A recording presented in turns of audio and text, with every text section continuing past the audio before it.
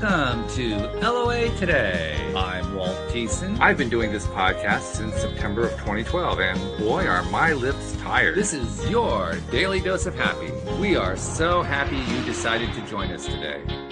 That works a whole lot better when I have everybody on screen.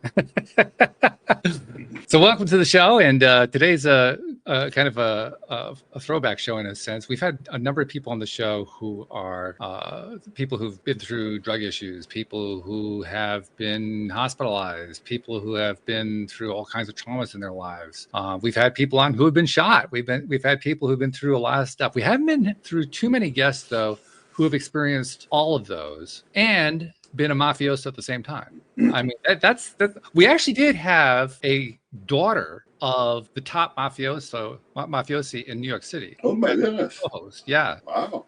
We had Rita Giganti, daughter of John Giganti, was a co-host on the show for a number of years. Wow. Yeah, but John is a little bit unusual. He covers a lot of that ground that I'm mentioning there, and so this is going to be a fascinating story. So John Carter, welcome to the show, and how are you doing today? Oh, thank you so much. Well, pleasure to be here, buddy. Glad to have you. Give our listeners a little idea of what you went through. I mean, you have quite the history, to say the least. Yeah. Okay. Well, what I'm going to do is I'm going to give them a little rundown of what happened before my incident, my upbringing. So I was raised in a very unconventional childhood. My father was in the mafia, the mob. Walt and I loved my dad. He was the best. He never missed a ball game. He was like an awesome dad. Mm-hmm. And I loved him so much. And after he died, I wanted to be like him. Mm. I wanted to wear his shoes. Yeah. But I found out very quickly that I was not his size, Walter. Yeah, I hear you. Immediately, I found myself in a world of trouble. This man, instead of paying me a gambling debt he owed, decided to shoot me in the back of the head and take my life.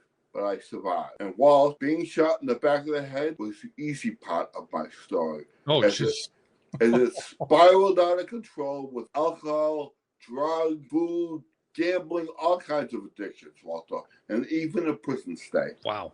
Okay. Yeah. You just did that in a minute. I thought this was going to take 10 minutes to tell the story. You just summarized it really good. But you go through all something like that. I mean, the way you describe it, it's understandable. I mean, I think we've all, not all of us, but any of us who have good relationships with parents know that the parent relationship, the parent influence is very strong to the point where even in your case, your parent can be involved in activities that would be considered by most people less than desirable, but you see them as a positive influence because you admired him so much. He was my dad. To me, he was my hero. He was my God. He was everything. Which is fascinating because that's not the typical conclusion that I think most people would draw when they say, well, I loved my dad. My dad was such an influence on me. My dad was a gangster and therefore he made me become a gangster. No, that's not the way that story usually goes. True, Walter. But it did go that way with you. And it's understandable because our parents do have a seminal influence on us. I mean, it's a massive influence because the early years of our lives are the ones where we have the greatest imprinting that goes on in our minds. So, of course, that's going to happen. And you're going to hear through this story, Walt, that the lessons my dad taught me really paid dividends, Walter. Give us an example of that. Okay, for example, my father always taught me not to quit. I'll give you an example. I was on my swimming team. I think I was like 12. I was on a swimming team, and I wanted to quit. Mm-hmm. I've had enough. I've been on the team for years. You have to get up very early in the morning, get in the pool. It's very, very demanding sport, and I wanted to quit. I was getting involved in other things. I was a teenager. I didn't want to do it no more. So I said, Dad, I want to quit. He said, oh my goodness, what's wrong? You got an injury? And when I told him I didn't have an injury, he looked at me and said, that's BS. Mm-hmm. You're not going to quit. You're not going to stop. These people are depending on you. You join that team, you're going to finish it. And that was the first time I was taught not to quit. Mm-hmm. And that was a lesson he gave. Here's another lesson, Walter. Well, When I got shot, I entered a coma. I was in a coma for 90 days. And on top of that, another 6 months in the hospital. So a total of 9 months in the hospital. Right. And Walt, the coma was one long dream. But it wasn't a dream like we all have where it's kind of foggy. This was very vivid, very real. Well, this happened in 1992. I remember it like it was yesterday. Wow. The smells, everything. So the midst of this dream is I was in a hospital. I was chained to a bed. I didn't know why. And every day they got us in a swimming pool. And the winner of the race got to go home. Walt, and it hurt like hell to get in that pool. And I kept losing and losing and losing. And this is the first time in my life, beside my swimming team I want to quit, I sat in my bed and I said, that's it. I quit. I'm not doing this no more. I'm not swimming. I'm not getting in that pool. I quit. Remember, this was a dream. That night, an old gentleman sat in my bed, who I have no idea who it was, no recollection of him. And he looked at me and he said, you are not going to quit. You are not alone, and I'm going to coach you and I'm going to train you. For weeks, he would take me down to that swimming pool, and he would train me and train me and train me. Now it's the day of the big race. He gets me up, he gets me down to the pool, he gives me a pep talk, get me going, coach me. I remember swimming like a bat out of hell, swimming. Walter, I touched the wall, and I woke. I woke up. Thank God I didn't quit, Walter. Now I have to ask, you said this was for weeks that he was coaching you. Did you get a name during that period? Nope. No name. Did you have any sense? I mean, in your own mind, in your own heart, do you have any idea of who it was? In my mind, my higher power. But recognition, I had no idea who it was. Never seen it before. No meaning to me at all. And have you been visited since you woke up? No, not by him. Okay. Not by him, no. Okay. Yeah. So he was definitely limited to the dream, but a vitally important element of the dream. Yes. Well, so this is when it gets very interesting. You mean it's not interesting yet? After 9 months, I get out of jail. And I'm sorry, I get out of the hospital after 9 months. And I go to my mom's house, and she has a basement apartment set up for me. Mm-hmm. Immediately, depression set in. I was all alone. I was eating. Before I knew it, I was 300 pounds sitting in a wheelchair. I added alcohol to it, and then cocaine, and my life was a mess. But I couldn't afford my drug habit. Sure. So my bright idea, after being shot in the head and going for that, was to become a drug dealer. This is my bright idea. A number of people have followed that path. It's not surprising, but yeah, I get your point. So I started selling drugs. But the police do not find this too amusing. No, they don't. So, boom, my door gets bashed in. 10 cops come barreling through the door. Walt, I thought I was being robbed. I thought I was dead. And then I heard the walkie-talkies. And I said, oh, thank goodness. Walter, my life was such a mess. I was happy this was happening. Seriously, I felt a relief. And I remember the cop looking at me, and I was smiling. He said, what the hell are you laughing about? You know how much trouble you're in here? I said, sir, you wouldn't understand, but this is a good thing. So they find drugs and money, and they arrest me. Mm-hmm. And they take me to jail. And I was able to bail out. I remember sitting in the parking lot of the police station, weighing 330 pounds in a wheelchair, no money, no drugs, nowhere to go. My life was a mess. My friend who was with me said, you need to get sober. You need to go to a detox. And at this time, Walt, I didn't have much opportunity in my life. I didn't have much choice. Sure. So that's what I did. I go on a detox. Now, in detox, after a couple of weeks, I started coming around, and I really wanted to stay sober. I was starting to feel better. And from detox, you go to a halfway house, but you have to be interviewed for a halfway house. You just don't get into it. Mm-hmm. So I remember I had to go to a halfway house and get interviewed. So I roll in, I'm sitting in her office, the executive director. I'm waiting to meet her.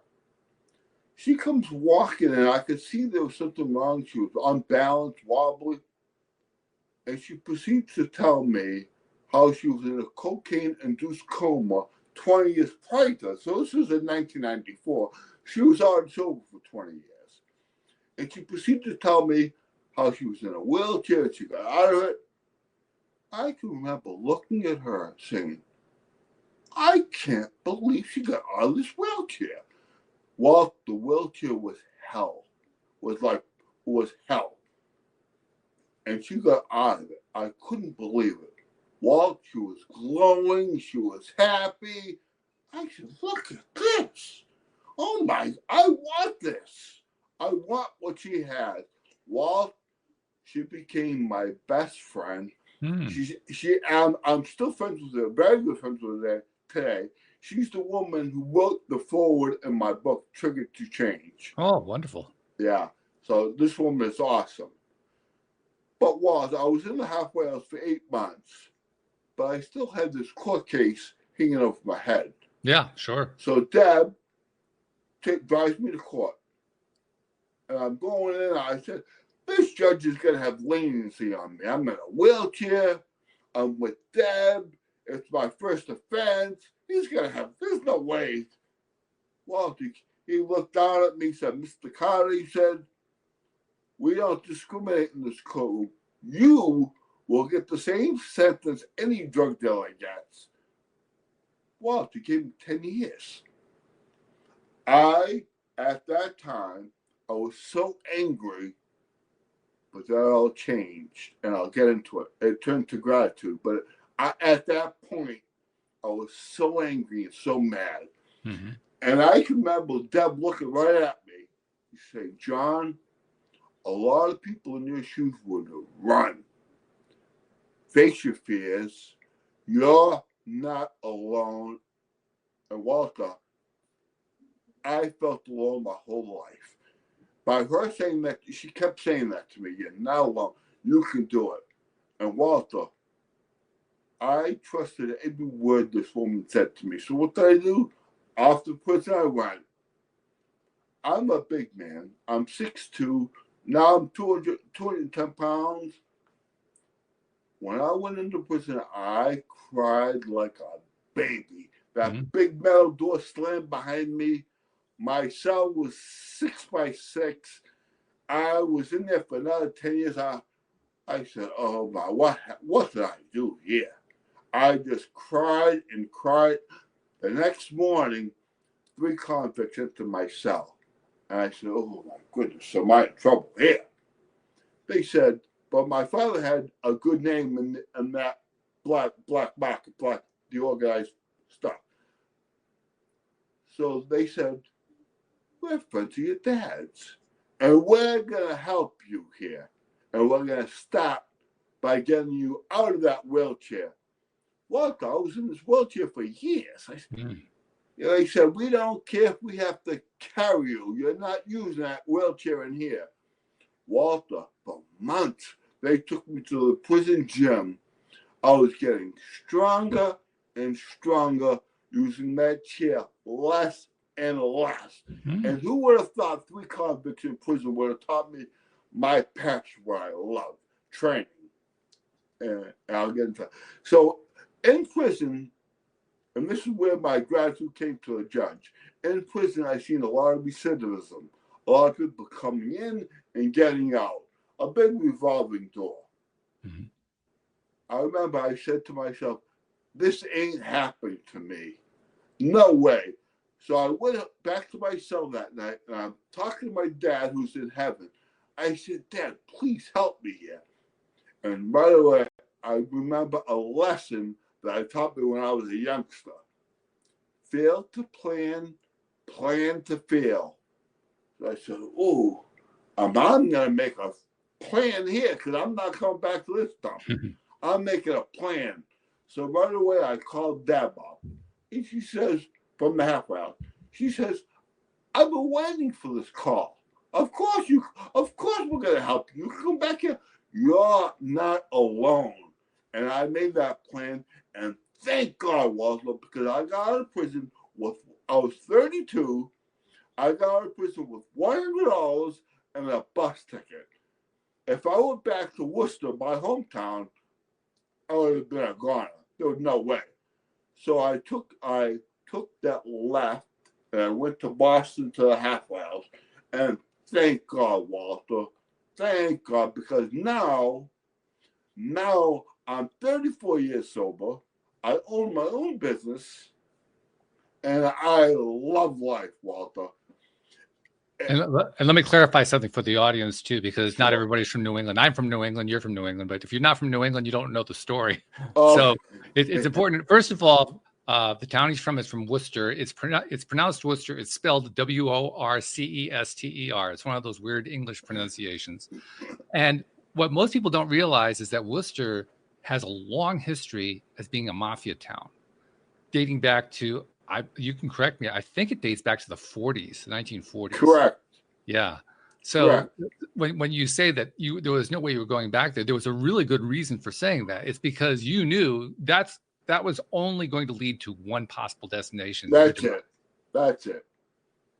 Interestingly enough, Boston, which is, I think a number of people would say, yeah, Boston is like, that would be the city I'd recommend as being a mafia town. And it is, but that was a safer place for you.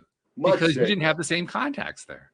Correct. And I was surrounded by great people that wanted to stay sober.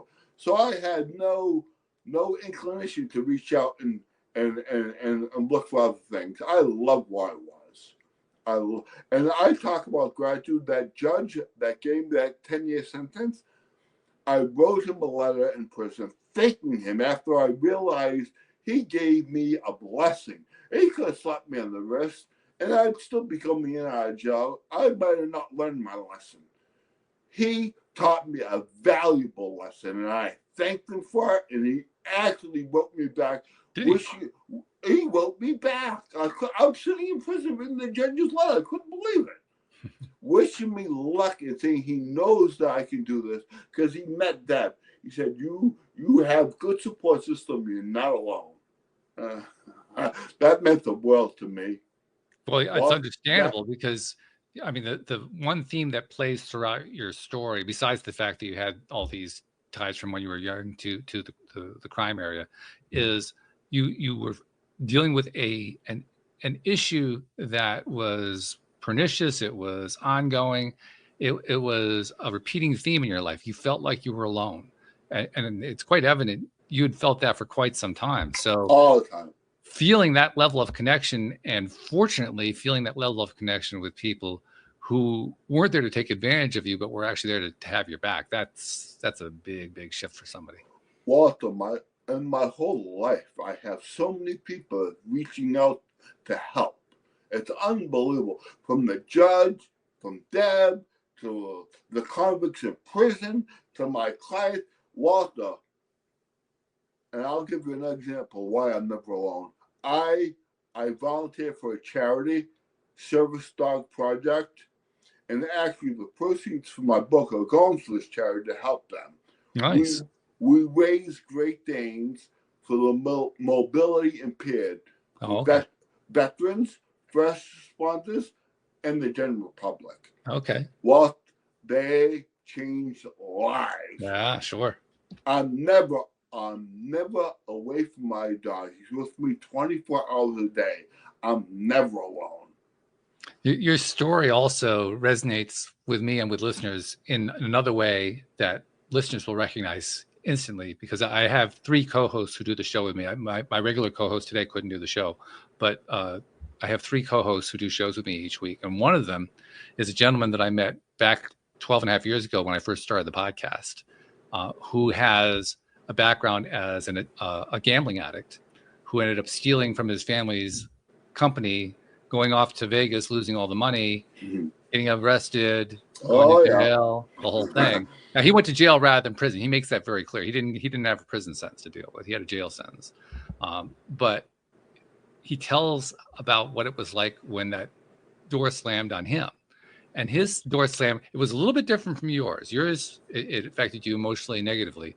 But you also talked about how when they arrested you, you were happy about it because it was stopping. Very happy. And with Joel, the idea was when the door slammed on him, it was a relief. Like, finally, the thing I've been dreading is done, and it's not as bad as I thought it was going to be. True.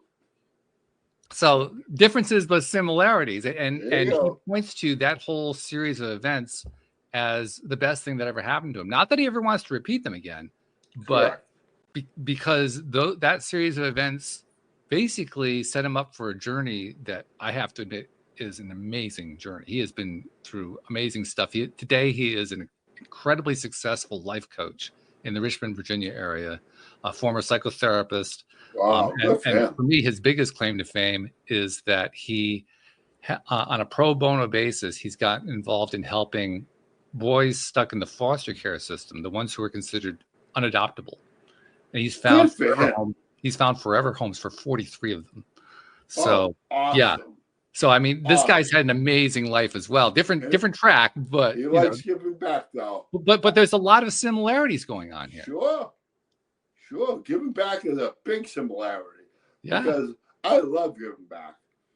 For instance, my book talks a lot about jail. Walt, I just donated 100 books to this company that brings books to the prisons. Walt, if there's a guy in prison that's been there for a few years and he's getting out next year, if he reads my book, he might make a plan, Walt, and might not go back to that dump. Might make a plan to stay out of jail. Because nobody wants to go back, but nobody has a plan. You have to do something to shift that mindset, don't you? Because otherwise the mindset's going to take you right back where you were. That's the thing that helped me, Walter. See, I went to prison sober. I was 8 months sober. They took me out of the halfway house and put me in prison. So I went into prison with a clear head, wanting to stay sober. A lot of men get sober in prison. They get arrested on drugs. They don't make bail, and they don't have a clear mind, and they're already caught up. But there's a lot of mischief in jail too. If you get involved with the wrong, if you don't have the right mindset about you, you're going to be attracted to those people. Sure. There are a lot of people in prison out there to do the right thing. Oh, I'm sure. Yeah, well, that's probably part of the reason they ended up there in the first place. It's 99% of them, but there are some good people, Walter. And you were fortunate enough to encounter some and work with them and apparently carry on what they did for you. You did the pay forward method, right? And Walter, I own my own private gym now. It's a one-on-one. It's just me and my client. And I love it. Walter, that's another similarity between you and Joel, by the way. He's been a gym rat for 50 years, so I know exactly what you mean. It's so good because in prison, when I started training, I was getting fit physically, but Walter, I was feeling so good mentally. I didn't put the dots connected together yet. That training was the responsibility for this. Yeah. But I wasn't alone no more. I was in my cell, and I was happy. I said, what's going on here? How can I be smiling in this place? And so that took over. So working out is my medication, my depression medication. I work out, I feel good. Yeah, Joel's the same way. If he misses a day, which he never does, but if he ever has to miss a day, it's like the worst thing that could happen. It's awful. Yeah. It's awful. And this is a guy who literally can deadlift 500 pounds at this point. So that shows you how long he's been doing this. Oh my goodness. But yeah, I mean, the parallels here are really quite striking.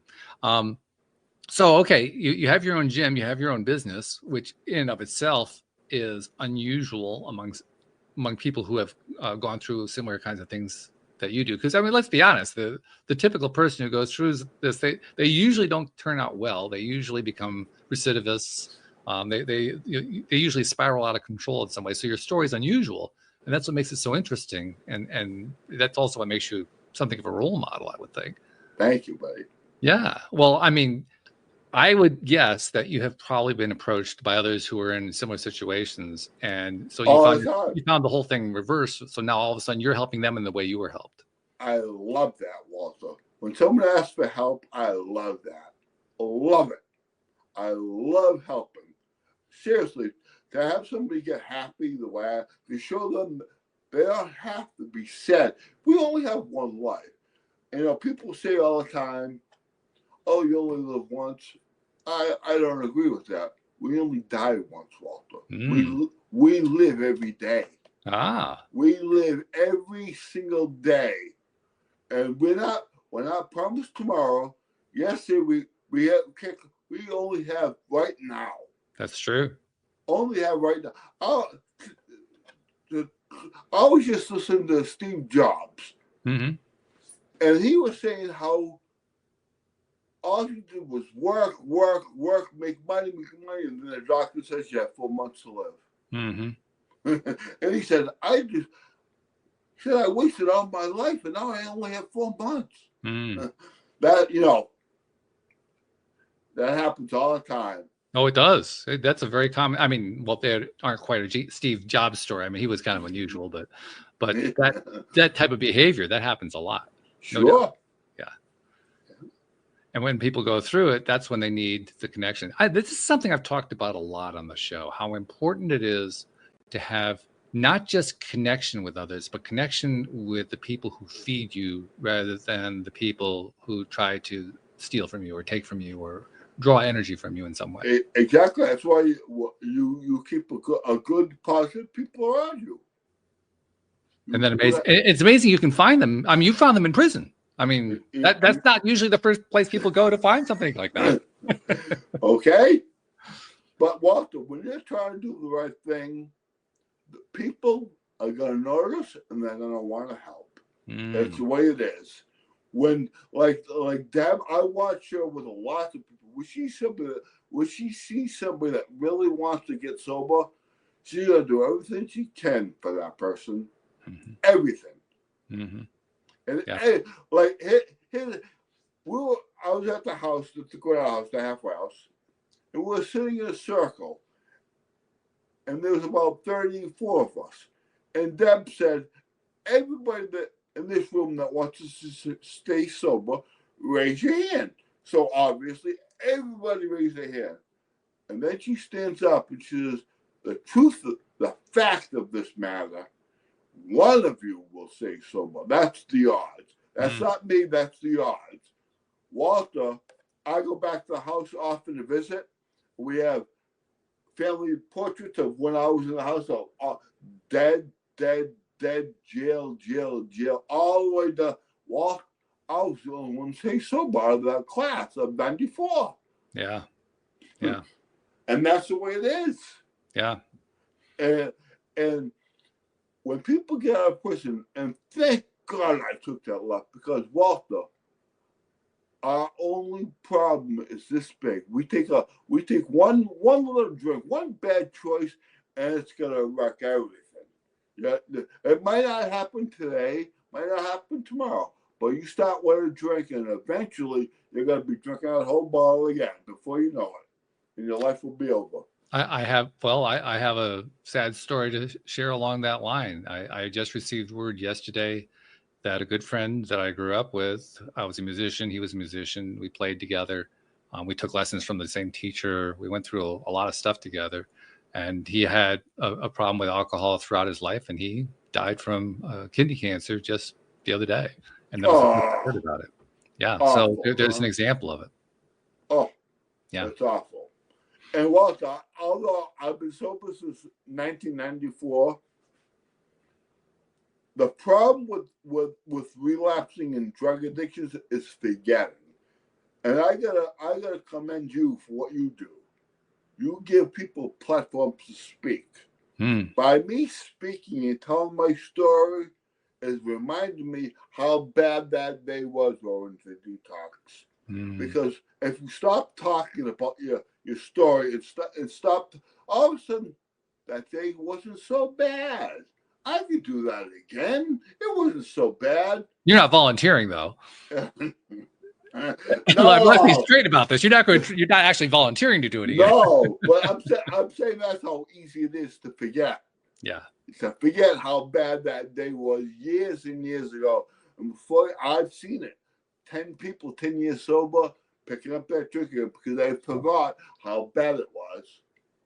Yeah. Well, I think that's why I mentioned my friend Joel and many others who have been on the show. That one of the most common themes among visitors to the show, guests on the show, is that they've gone through some kind of traumatic event. Most of them not necessarily as traumatic as what you and Joel have gone through, but traumatic in many other ways. And there are lots of different ways that people can experience trauma. And then they come out the other side, and for whatever reason, they found connection. They found a new way of thinking about themselves, about their lives. They made changes in their lives. And the tools that they discovered to help them do that is what inspired them to become coaches or teachers or authors or something along that line. And that's how they ended up on the show, because they wanted to help spread that kind of thing. It's a very common theme here on the show. What I've come to realize is something that I learned first from my friend Joel. He was my 12th interview back in 2012. Wow. Yeah. So yeah, he and I have been together for some time now. But he was the first person who explained to me the idea of what you just described, that going through this terrible thing can actually be the best thing that ever happened to you. And I remember the first time he explained it, I thought he was nuts. I thought he was absolutely insane. But over time, I've come to appreciate not only is he right, but that's how all the good change happens. That's the part I didn't take into account before. That's That right, until people go through traumas, they don't make major changes in their lives. They may make minor changes, but people don't make major changes in their lives for the most part until they go through something really traumatic. And you know what I would change about my story?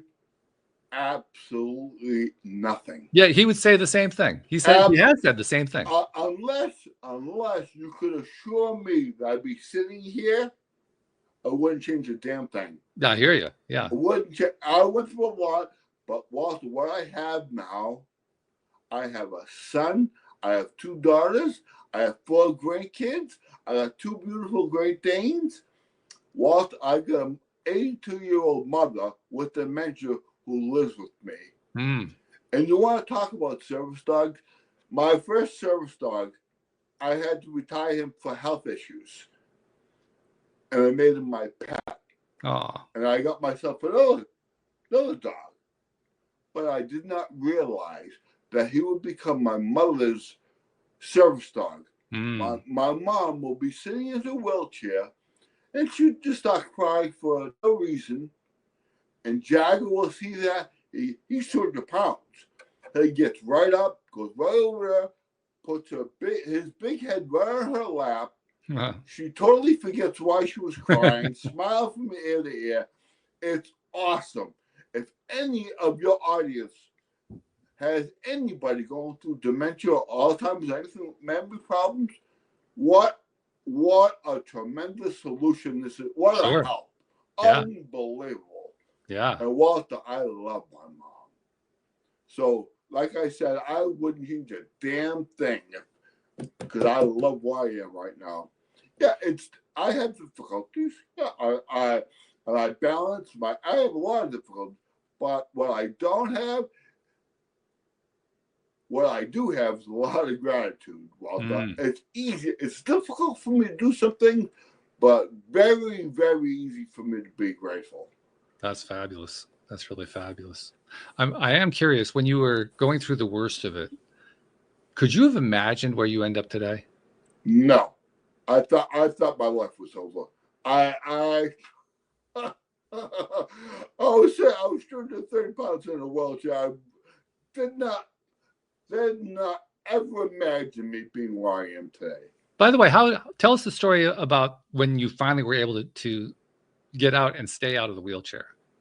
Oh my goodness! Well, that happened in prison. Mm-hmm. Eventually, they were training. I was getting stronger. Eventually, I stopped using it. So when I left the Granada House my first time in 1992, I was in a wheelchair. They brought me to the prison in a wheelchair. And when I came out, I was walking. They were unbelievable. They could not believe it. And actually, I shot a documentary in 2020, and it's coming out next month. Oh, boy. And Deb talks a lot, because she's a big part of my life. She talks a lot about how she sent me to prison in a wheelchair, and I could hardly talk. And I came back, and a whole different person. Yeah. Muscle bound, 210 pounds, totally fit, speaking better than I was. Still not perfect, as you can hear. Sure. But love of life and feeling good, Walter. That makes a big difference. I love inspiring my clients. Yeah. Love it. Love it. Because they can't say to me when they're having a challenging time, oh, I can't do this. I can't. How can they say that to me? They can't. They're saying it to the wrong guy. Yeah, they say, and they don't say it, because that's a rule of my gym. I can't. Does not exist here. You can't say I can't. I'll try. I'll do it, but I can't. Like when I give somebody a new exercise, I'm 99% sure they can do it, because I built them up to that.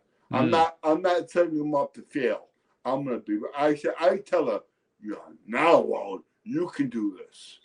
And by the way, for listeners who can't see the video, because most of our listeners are audio only, he's wearing a shirt that says "Never Give Up" with a fist on it. It's a bandaged up fist, basically saying, "Okay, this is my statement to the world. I will never give up." That's right, Walter. And I learned that from my dad with the swimming. When I wanted to quit the swimming team, I learned it again inside my dream. And thank goodness I was listening to that guy.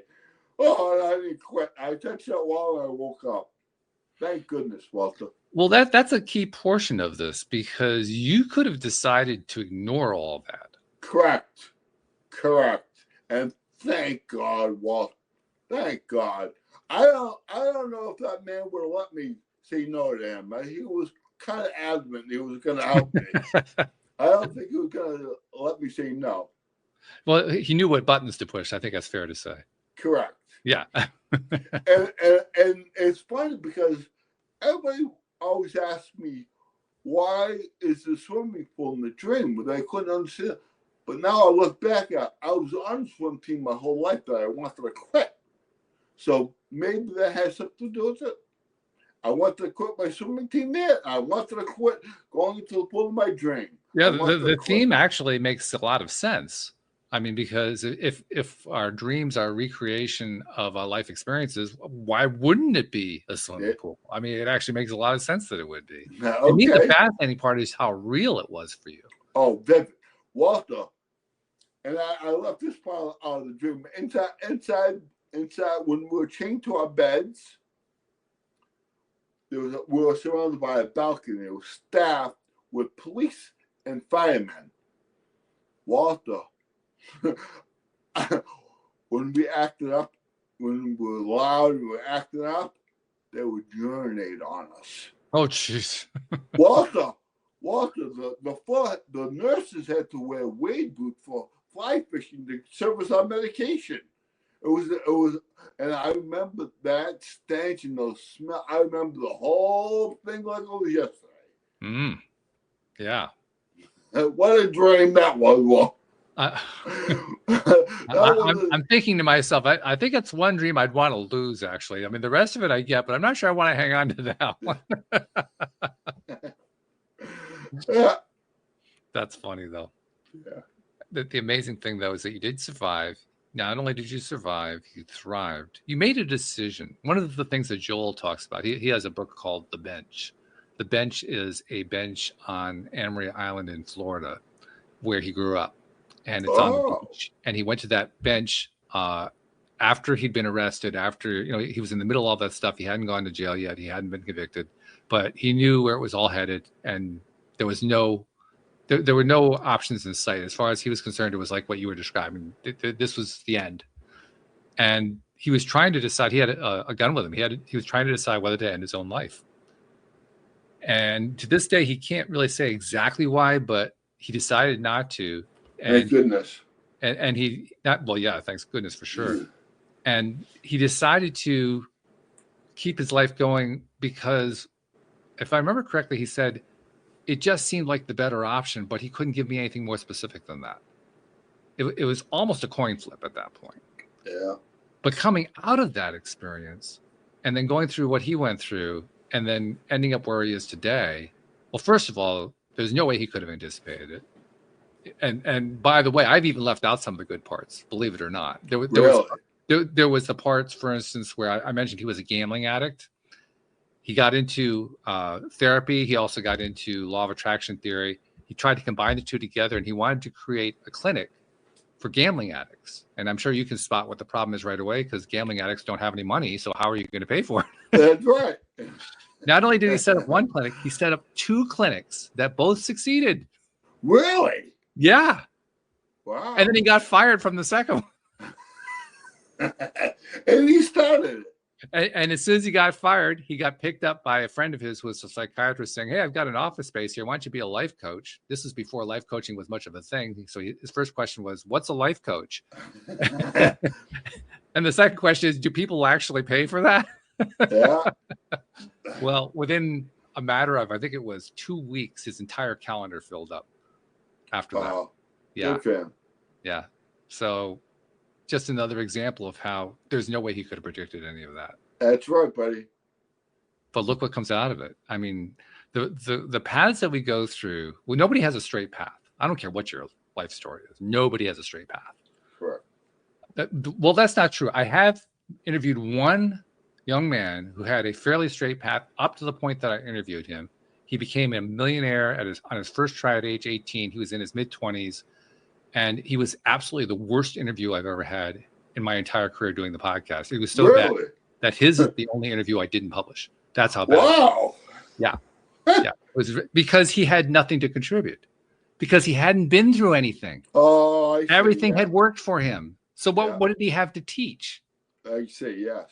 He had nothing to teach. So what was he? What he actually was, he was basically a mid-20s guy who was stuck in adolescence and never grown out of it. And he behaved that way on the podcast. Awful. And he starts insulting my co-host, who isn't even there to defend herself. He's insulting her about what she wrote on her website. And I just stopped the podcast and say, you don't get to do that on my show. So that gives you an idea of how that works out. But look what happened. There's a guy who had a straight path. What did it do for him? Nothing. Nothing at all. Nothing. If anything, it made him worse. So not only does almost nobody have a straight path, but thank goodness we don't have a straight path. Yeah. Well, so I'll tell you, I know I've been through some stuff, but I love my life. I'm blessed. I'm blessed. And I get to give that back daily, not weekly, not sometimes daily. I see my clients daily, and they're always looking, always going through something. Life, your challenge and my challenge might not be the same, but your challenge is your challenge. Yes. Walt, if it's a challenge for you, it's your challenge. That's right. And you can get over it. And well, that's the point that Joel and I like to make a lot on the show. We like to point out that it isn't the severity of the challenge or the trauma that matters. What matters is it's the one that you're dealing with. Exactly. And getting over it. Yeah. Yeah. Getting past it. And the reason I think that's true is that it wouldn't be a challenge if you were having trouble getting past it. If you weren't having trouble getting it past it, there wouldn't be a challenge at all. Yeah. No, so there'd be nothing to learn from it. You just get past it and you'd be done. Yeah. But the things that are actually our challenges, the ones that are tough for us, they're the ones that we get stuck on. And I'll tell you, my clients inspire me also. When I see them getting through something and getting over something, I'm like, wow, that's awesome. And it gets me going. It makes me feel good because I just helped them see they could do it. They did it on their own. It's not like I got them over the problem. They did it on their own. But I was able to show them what I went through, what I did, and how I handle things, and how I look for the solutions to the lessons that I was taught. That you've been taught your whole life. You've been taught lessons. You just gotta have a clear mind, and they will come to you, Walter. You just gotta really, really, really buckle down and make a plan. And you mentioned that they had to do it on their own. Actually, they had a lot of support from you and others. But I think what you really mean is they had to actually make the decision to follow through and then act. Oh, that's really what you mean. That's it. Yes. Yeah. Because, well, first of all, if you don't take action, that's not going to help much. And if you take the wrong action, that's not going to help much. No. And if you try to work with the wrong connections, that's definitely not going to help very much. Nope. So you have to have the right connections. You have to use those connections to develop your own mindset. Basically, help me to become a better person. Help me to achieve my dream. Help me to get to where I'm trying to get to. That's how you change your mindset. And it's that to me, that's the combination that wins anything. Yep. The work that you do on yourself and your connections with others, there is no problem on the face of the planet that can't be solved with those two factors in play. That's right, Walt. Which is humbling. Oh, I humbled myself.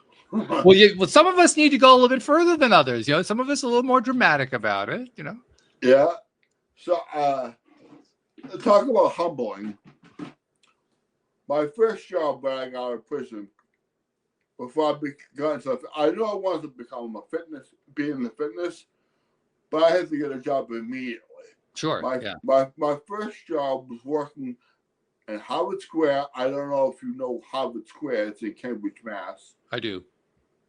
Well, my first job was selling newspapers. For selling newspapers and magazines, standing on the corner. Mm-hmm. And I was making I was 32 years old, making $7 an hour. Mm-hmm. Well, and I was happy as a pig in shit. Yeah. Excuse my language, but I just came from prison making 50 cents a day. Yeah. And I was happy to have that job. Yeah. But seriously, people fought those jobs. There's not many jobs to make 50 cents a day when you're poor and doing life, but that's a big thing for you. Mm-hmm. Mm-hmm. And so now I'm making $7 an hour. And I remember I had to be at work at 5 in the morning because I was selling papers. I remember walking there, and I'd cross the Charles River, and I remember at 5 in the morning, just cold winter morning, no cars, no birds, no nothing, just the sounds of the water. And I remember smelling the fresh air, saying, "Wow, this is beautiful. I love this." And people say, "You're making $7 an hour." Yeah. Well, it depends on what you're deciding to focus your attention on. Correct. What you're focusing your attention on is everything is glass half full. What they're focusing their attention on is glass half empty. There you go. Exactly. Yeah. So you focus on everything being glass half full. That ties into another theme. And I'm going to be kind of curious to see what role this may have played in you leading up to the point where you got involved with the Worcester Mafia and you got into the drugs and the alcohol and so forth. And then what came after it. I've really become very aware over the last, call it 2 to 3 years, of just how much humans in general beat the crap out of themselves. I thought I was the only one. Seriously, I really felt like, that was one of those secrets I didn't want to tell. When I found out that everybody does it, first of all, I was dumbfounded. And second of all, I was a lot less surprised than I probably should have been because I knew how easy it was to fall into that trap. But the fact is, people do. We are really critical of ourselves. We're very hard. My favorite way of expressing it is, if we treated our friends the way we treat ourselves, we wouldn't have any friends, because that's how badly we treat ourselves. Yeah, exactly. And I'm going to imagine that when you were in the early stages when you were getting involved with the drugs and the alcohol and going through all the stuff, getting shot and so forth, I'm willing to bet that during that time you were incredibly self-critical. Oh my goodness. Oh my, very, very, and I still get a little self-critical of myself sometimes. I get very aggravated at myself sometimes. Sure. But that's only a minute. Then I realized. See, I never realized before that feeling of being critical the whole day. That's the difference. Now it's a minute, and I go, "What do you? Come on, man, stop. Get right by that. Get right over it." Yeah, I truly believe that's the difference maker for so many things in people's lives, and they don't even realize it. I've been using it a lot. Somebody explains to me how they're in some situation where they don't feel confident or they're tripping over their own feet or whatever, and I instantly hear in my own head self-critical, and I start saying that to them, and the reactions that I get are like, where the hell did you get that from? Because that's not the typical association we make, is it? We don't really think most, publicly in terms of the way the culture thinks and so forth. We don't really think that way. So when it's pointed out to us the first time, it's kind of like a shock. But I'm finding more and more, I mean, it pretty much applies to everybody in every walk of life. Yes. There aren't any exceptions that I can find. Even the guy who wouldn't publish the podcast, look at the stuff that he's setting himself up for. And how much self-criticism is going to go on with that? I mean, it's going to be major. That's awful. Yeah. So that self-critical piece, it undermines self-confidence. It undermines your prospects for the future. It basically sets you up for all kinds of really terrible stuff now. And Walter, speaking of that, I teach a lot of that in here. I see that a lot of times. People are very self-critical of themselves. Oh, yeah. But training with me, I give them the confidence and the strength. They know they can do it. And they stop being so critical of themselves. That's huge. Yeah, huge.